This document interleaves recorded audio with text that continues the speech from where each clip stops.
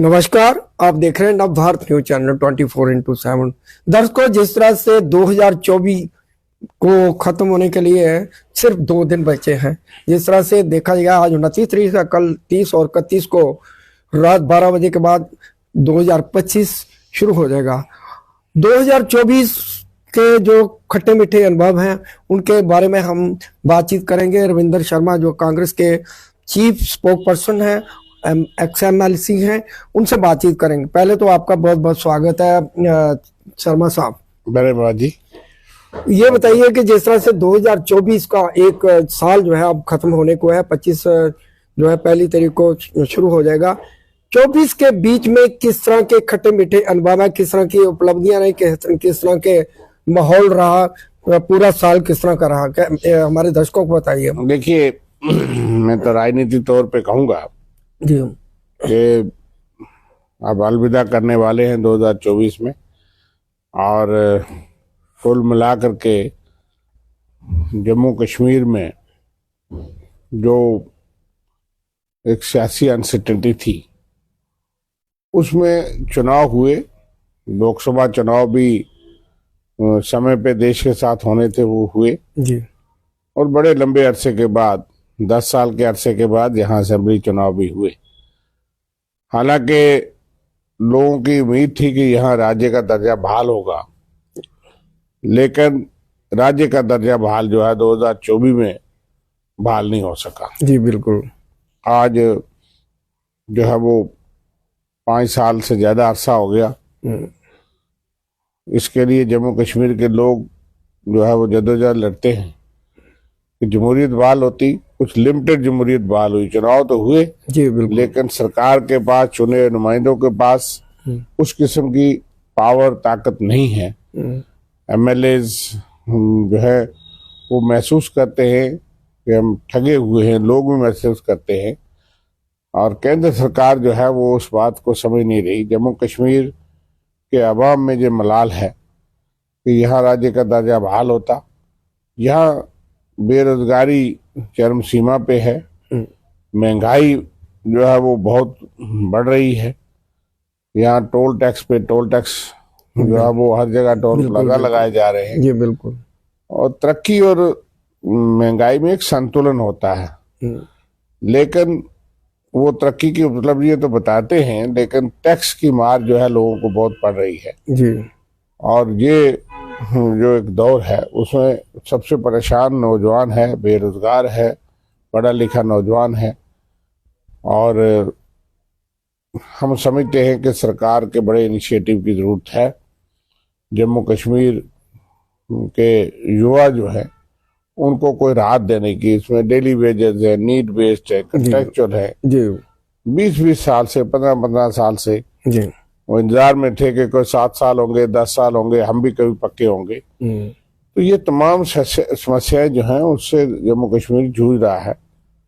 और फिर यह है कि अंतिम साल के अंतिम दिनों में हमारे बहुत ही प्रसिद्ध और दुनिया के माने हुए अर्थशास्त्री, हमारे साबका प्रधानमंत्री डॉक्टर मनमोहन सिंह जी जो है चले गए। इसलिए साल का अंत जो है इसमें फीका हो गया कि जाना तो सच है, हर एक ने जाना है, लेकिन बहुत बड़ी दुखद घटना हुई कि इतने काबिल तरीन आदमी जिन्होंने विश्व में अपना नाम कमाया, भारत का नाम कमाया। जी बिल्कुल। भारत के लिए गौरव की बात है कि जिसकी ऑक्सफोर्ड और कैम्ब्रिज में जो है वो चर्चा हो और पढ़ाई हो और स्कॉलरशिप दिए जाए, और दुनिया के विश्व के नेता, प्रधानमंत्री तो होंगे, प्रधानमंत्री सारे हम कहते हैं बहुत उच्च पद है, लेकिन प्रधानमंत्री के रूप में उनकी पहचान जो है वो एक काबिल तरीन अर्थशास्त्री के तौर पे, बिल्कुल, उसके साथ साथ एक शरीफ जेंटलमैन, मैं तो फकीर टाइप कहूंगा डॉक्टर मनमोहन सिंह जी, बेदाग जी और साफ बात करने वाले एक बहुत काबिल तरीन शख्स हमारे से चले गए। उसका गम रहेगा जी, और वो देश के लिए एक बहुत बड़ी क्षति है। शर्मा साहब, GDP की बात करें, इस साल जो है सरकार कहती है GDP बहुत बढ़ गई है।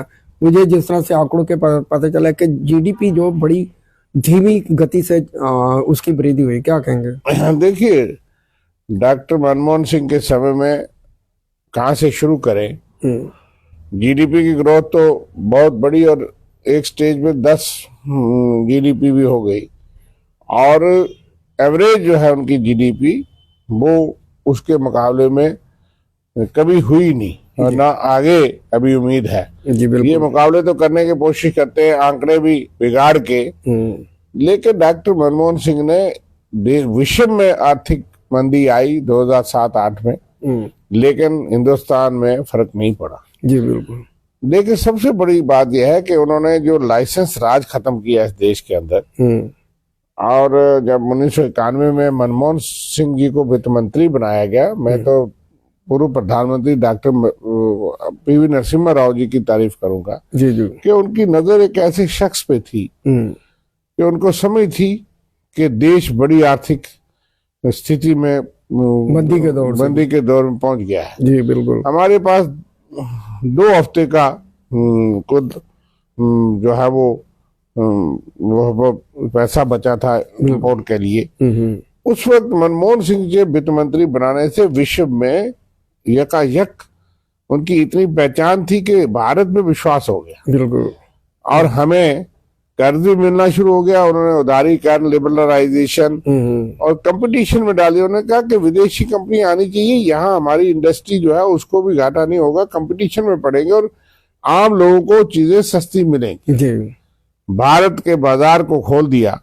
और अगर पंडित नेहरू आर्किटेक्ट थे मॉडर्न इंडिया के, उस मॉडर्न इंडिया के ने उस फाउंडेशन पे आधुनिक भारत को बनाने वाले डॉक्टर मनमोहन सिंह। आर्थिक जो नीति आज हम जो दावे करते हैं, ये डॉक्टर मनमोहन सिंह की ही देन है। जी जी। और इसका सारा श्रेय आज भी हमारी जो है इकॉनमी कहीं ना कहीं महंगाई टैक्स लगा करके ये बचा रहे। कहती है कि हम तीसरी अर्थव्यवस्था। बीजेपी को क्या कहना है, उनको तो डॉक्टर मनमोहन सिंह की इज्जत करना नहीं आई। बड़े अफसोस की बात है जी जी। कि यहाँ बाकी प्रधानमंत्री हैं, वहाँ डॉक्टर मनमोहन सिंह जी की समाधि होनी चाहिए थी। राजघाट पे अगर इच्छा थी तो इतने काबिल तरीन शख्स के लिए मुझे नहीं समझ आती कि क्या हो गया आज की भाजपा को। लेकिन बात यह है कि वो भी प्रयास करते हैं, लेकिन वो इकॉनमी चलाते हैं सारे चीज के टैक्स लगा करके। जी।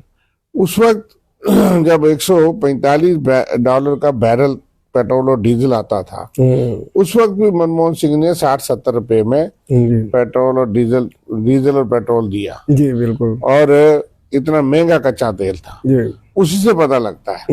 इसलिए ये तो उनका मुकाबला नहीं कर सकते, लेकिन एक ख्वाहिश तो है। और किसी की तारीफ जो है सुन के इनको बर्दाश्त नहीं होता। लेकिन मैं ये कहना चाहता हूँ, कुल मिलाकर के ये डॉक्टर मनमोहन सिंह की देन है। हम उनको श्रद्धांजलि के शब्द नहीं है कि ऐसे शख्स जो कि इतने विनम्र थे। मुझे भी कई बार मौका उनके साथ मिलने का मिला। बिल्कुल। और हमने एक एज ए इंसान उसकी कदर सीखी है। जी बिल्कुल। शर्मा साहब, इस साल में फिर से किसानों का आंदोलन शुरू हो गया। जिस तरह से जो है एक वादा किया गया था मोदी सरकार ने कि उनको एमएसपी की गारंटी दी जाएगी, ये 2024 में ये फिर से स्टार्ट होगा। लगातार अभी इस देश की इकॉनमी की इसकी बुनियाद, इसकी रीढ़ की हड्डी देश का किसान है। और हमारे पास बड़ा मेहनत कश इंसान। जी बिल्कुल। और एक किसान की कदर जब तक हम नहीं करेंगे, और किसान की बड़ी मेहनत करता है किसान, दिन रात लगा करके अन्नदाता है इस देश का। बिल्कुल। दुर्भाग्य की बात यह है कि बड़े बड़े पूंजीपतियों को आप खुश करते हैं। जी बिल्कुल। ठीक है, लेकिन यह है कि किसान का आप ध्यान नहीं रखते। अगर किसान कोई कीमत मांगता है तो अपने खून पसीने की मेहनत का कीमत मांगता है। बिल्कुल। उसके बच्चों को भी अधिकार है अच्छे स्कूल में पढ़ने का, अच्छे कपड़े लगाने का, कोई सुविधाएं लेने का। किसान जो है हैंड टू माउथ ही रहता है। तो और किसान के लिए हम कुछ नहीं कर रहे कि इस देश की नीति बदलनी चाहिए कि आप तो कमाई कर रहे हो, बिचौलिया कमाई कर रहा है। जी बिल्कुल। मैं आपको कहूं कि यहाँ मक्की पैदा करता है किसान, और मैं भी एक किसान का बेटा और किसान हूँ खुद, मैं जानता हूँ। और यहाँ अभी बरसात हुई है और अभी जो है वो गेहूं की बिजाई होगी। लोग अक्टूबर किसान जो है वो किसान जो है वो भगवान पे निर्भर है। बिल्कुल बिल्कुल। ठीक है, उसके बाद वो मेहनत करेगा।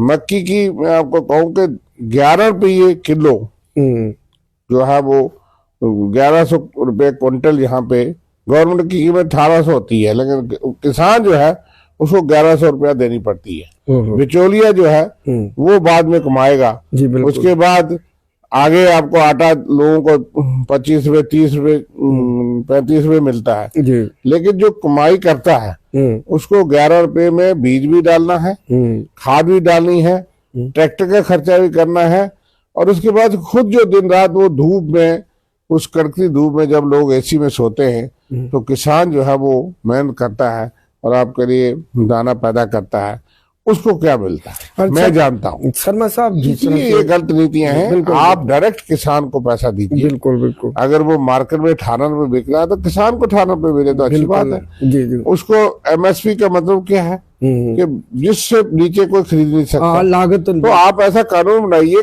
लीगल गारंटी मांगते हैं कि ये मिनिमम सपोर्ट प्राइस आपने लिखी। तो यहाँ ठेकेदार तो वो जा करके गांव गांव में फिर पूरा तोलते हैं, कम तोलते हैं। पीछे से घोटाला पकड़ा गया था, उनके सामने जो कंडा रखा गया और बाद में पता लगा कि उसमें घोटाला था। बिल्कुल। और किसान को उधर से भी चूना लगाते हैं। बिल्कुल। किसान बेचारा गरीब रहता है, इसलिए हमको किसान की हालत सुधारनी चाहिए। किसान अगर अपने हक के लिए लड़ता है तो मोदी सरकार जो है उनकी तरफ हमदर्दी नहीं करती। शर्मा साहब, जिस तरह से मौजूदा सरकार जो है, केंद्र सरकार जो है, कहती है 2024 में बहुत सारी उपलब्धियां, कोई उपलब्धि आपके नजर में हुई है क्या? देखो, बात यह है कि सरकार के पास विज्ञापन बहुत है, पैसे बहुत हैं, जिनसे सरकार ऐड करके सारी उपलब्धियां गिनाती है। लेकिन यह है कि देश के अंदर मैं समझता हूँ कि एक सामाजिक अनरेस्ट है, सियासी भी अनरेस्ट है। बिल्कुल बिल्कुल। क्योंकि ईवीएम को लेकर के एक बहुत प्रश्न चिन्ह खड़ा हो गया है। बिल्कुल बिल्कुल। और सरकार के पास तो धन बल बहुत है, कोई भी पार्टी जो है वो मुकाबला करने में सक्षम नहीं होती, क्योंकि जिस तरह का उनका तरीकाकार है। एक तो चुनाव में धांधलियों में माहिर हैं, अब माहिर हो गए और ज्यादा है, क्योंकि उन्होंने सारे साल चुनाव के लिए तैयारी करते हैं और फिर पैसा इतना खर्च करते हैं कि किसी पार्टी को मुकाबला करना बहुत असंभव हो गया है। बिल्कुल। दूसरा यह है कि वो उस वक्त धर्म का इस्तेमाल करते हैं, धार्मिक चीजों पे। जम्मू कश्मीर में आप देख लीजिए कि उस वक्त डोगरा सीएम भी याद आ गया, हिंदू सीएम भी याद आ गया। सैकड़ों देश में हिंदू मुसलमान सीएम की बात कहाँ है? लेकिन शरेआम संविधान की उल्लंघना होती है, शरेआम इस तरह के नारे लगाए जाते हैं। मैं समझता हूँ कि जिसकी पाबंदी है संविधान में। जी बिल्कुल। कि आप धर्म के नाम पे अगर आप हिंदू सीएम का नारा लगा रहे हैं, सरकार खुद धर्म का उल्लंघन करती है। बिल्कुल भाई, आप सीएम जो हकदार है, जिसको मेजॉरिटी है, किसी को भी बना सकते हैं। बिल्कुल। लेकिन इस तरह के नारे लगा के चुनाव लड़ा गया, और जबकि उनके पास ताकत थी तब तो उन्होंने बात नहीं की। फिर धार्मिक भावनाएं और जो है वो भड़काई गई, और जिनके साथ खुद सत्ता में रहे उनको कहा कि ये पाकिस्तानी है, देशद्रोही हैं। तो इस तरह की बातें जो है वो शरेआम उन्होंने की है। फिर जो मिसयूज ऑफ मशीनरी करते हैं, हरियाणा में देखो, महाराष्ट्र में देख लो, चुनाव पे एक प्रश्न चिन्ह है। जी बिल्कुल। और जनता कुछ और दिखा रही थी, आपका मीडिया, सारे मीडिया एक परिवर्तन की लहर दिखा रहे थे। लेकिन ईवीएम का एक बहुत बड़ा मुद्दा मैं समझता हूँ कि उभर के आया 2024 में, कि लोगों का विश्वास नहीं रहा। ये दंगों की बात करें तो हाल ही में जो संभल का दंगा, 2024 में बहुत सारे ऐसे दंगे हुए हैं, क्या कहेंगे? देखिए, मैं ये कह रहा हूँ कि सामाजिक अनरेस्ट है। 1.5 साल से मणिपुर जल रहा है, वहाँ रेप, किलिंग्स, वायलेंस, हिंसा हो रही है, और देश के प्रधानमंत्री खामोश कभी गए ही नहीं, और उनको फिक्र नहीं है। और वो अपनी उपलब्धि जब गिनेंगे तो ये बात जिक्र नहीं करेंगे कि इतनी तबाही जो 1.5 साल से मणिपुर चल रहा है। इसी तरह से जिस तरह से जो वाक युद्ध लड़ा जा रहा है इस वक्त देश के अंदर, जिस तरह से भाषा राजनीतिक लोगों की हो गई है एक दूसरे के खिलाफ, और जिस घृणा और नफरत से बात करते हैं, ये बड़ा दुर्भाग्यपूर्ण है। और जो मैंने कहा था, धार्मिक नफरत जो फैल रही है, और उसमें सुप्रीम कोर्ट को इंटरवीन करना पड़ा कि भाई आप मैं एक जगह कहीं पढ़ रहा था कि 36,000 धार्मिक झगड़े इस देश के अंदर पैदा हो गए। बिल्कुल बिल्कुल। 36,000 झगड़े अगर होंगे तो ये देश तार तार हो जाए। बिल्कुल। और ये देश में किसी वक्त जो है वो आपसी दंगे शुरू हो जाएंगे जगह जगह पे। अभी तक बहुत सी पार्टियां ऐसी हैं जो कि बीजेपी की जो जुबान है उसका मुकाबला करती हैं, तो माइनॉरिटी को जो उनको लगता है कि नहीं सारे एक जैसे नहीं, तो ऐसा दिखता है कि एक देश के अंदर कई देश हो गए हैं। शर्मा साहब, एक उपलब्धि बहुत जबरदस्त थी कि 10 साल के बाद एक अच्छा मजबूत जो है विपक्ष जो है 2024 में मिला।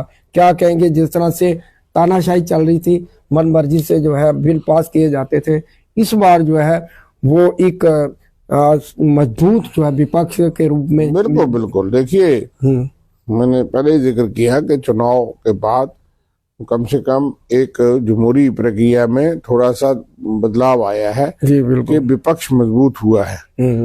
हालांकि सरकार धन बल के तौर पे बहुत कोशिश करती है बिल्कुल विपक्ष को तोड़ने की और गठबंधन को तोड़ने की। कई राजनीतिक दलों को कोशिश करती है तोड़ने की, लेकिन अपने पास भी उनको बहुमत नहीं है। इसलिए ये एक उम्मीद की किरण है कि आप जितनी मर्जी धार्मिक नफरत फैला लो, फिर भी वो 300-400 पार का आंकड़ा नहीं पहुंचे और पूरी मेजॉरिटी नहीं मिली। इससे एक उम्मीद जगी है कि सिर्फ नफरत से ये देश नहीं चल सकता। एक ट्रांजिटरी पीरियड है हमारे देश में कि मैं समझता हूँ कि ये चरम सीमा तक ले गए धर्म की जंग और नफरत की जंग, मगर रिवर्स गियर लगा। उसमें राहुल गांधी का बहुत बड़ा श्रेय है, कांग्रेस पार्टी को बहुत बड़ा श्रेय है, और भी तमाम दलों को है। लेकिन इस देश के अंदर जिस तरह से उन्होंने यात्रा शुरू की और गए, लोगों में हिम्मत और ताकत पैदा हुई। लोग ये नहीं है बीजेपी को चाहते हैं, बिल्कुल बड़ी संख्या जो है इनको नहीं चाहती, इनकी आर्थिक नीतियों से सहमत नहीं, इनकी धार्मिक सामाजिक सियासी नीतियों से सहमत नहीं है। बिल्कुल। लेकिन फिर भी वो सोचते हैं, कई जगह ईवीएम की वजह से, कई जगह धन बल की वजह से, कई जगह प्रचार की वजह से, कई जगह और किसी धार्मिक उस वक्त इतना जो है वो प्रचार करते हैं कि थोड़ा लोगों को लगता है कि इनको बदलना मुश्किल है, इसलिए वो फॉल इन लाइन करते हैं। ये इनका तरीका कारगर, उसको तोड़ना पड़ेगा। एक और सवाल है कि इस 2024 में जो सुप्रीम कोर्ट के जस्टिस चंद्रचूड़ है वो भी सुर्खियां में रहे, उनके जो फैसले किए गए उसके ऊपर सवालिया निशान हुआ, क्या कहेंगे? देखिए, कई किस्म के प्रश्न चिन्ह लगते हैं, लेकिन सुप्रीम कोर्ट का हम सम्मान करते हैं। फिर भी जो क्रूशियल समय है वो सुप्रीम कोर्ट कहीं ना कहीं इंटरवीन करता है। देश की व्यवस्था चल रही है जी। लोगों को आखिरी उम्मीद जो है सुप्रीम कोर्ट का रहती है। कभी कामयाबी होती है, कभी उतनी नहीं होती है, लेकिन कम से कम कुछ फैसले ऐसे थे जिसके ऊपर कंट्रोवर्शियल फैसले होते हैं, उसमें मैं टिप्पणी नहीं करूंगा। लेकिन यह है कि कुछ फैसले जो है लोगों की उम्मीद के मुताबिक नहीं रहे, मगर यह है कि उन्होंने फैसले किए और कुछ फैसले लोगों ने मान लिए। आप सुप्रीम कोर्ट पे अभी विश्वास है जी, बिल्कुल, अभी उल्लंघना नहीं हो रही है, जुडिशरी पे विश्वास है, तो किसी न किसी लोग स्वीकार करते हैं। लेकिन जुडिशरी के फैसले भी तो नहीं माने जाते। 1 साल पहले कहा गया था कि चुनाव तो 30 सितंबर से पहले गए, चलो किसी तरीके से हुए, लेकिन उन्होंने कहा था कि इन्होंने माना सुप्रीम कोर्ट के सामने कि हम जल्दी जो है वो स्टेट बहाल करेंगे। लेकिन 2024 खत्म होने वाला है, बिल्कुल सुप्रीम कोर्ट को भी उस स्पिरिट में मानती नहीं है सरकार जी। लोग तो मानते हैं, बाकी तो मानते हैं, लेकिन सरकार की जो है ये क्या मतलब हुआ, इसलिए जांच करते हैं। इस तरह से ये बड़ा दुर्भाग्यपूर्ण है कि सुप्रीम कोर्ट ने जो कहा था उसके मुताबिक यहाँ नहीं हुआ, और यहाँ के अधिकार वापस होने चाहिए, पहचान वापस होनी चाहिए। पहचान के लिए तो लोग लड़ते हैं, इसलिए जम्मू कश्मीर के राज्य की पहचान थी, उसको फौरी तौर पर बहाल किया जाना चाहिए।